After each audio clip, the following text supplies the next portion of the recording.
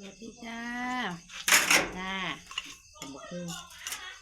สมบูรณ์เสร็จ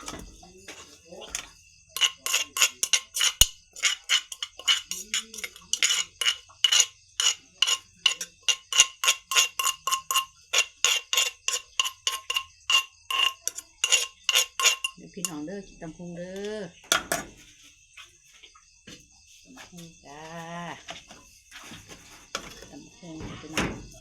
ทำเป็นแบบกอกพี่น้องกอกกับอีกปูดอง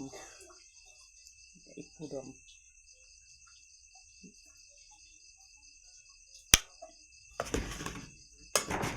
ไก่ย่างจ้า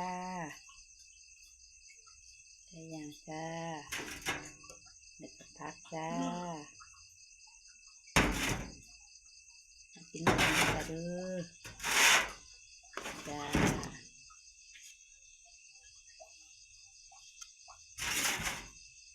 มาเด้อจ้า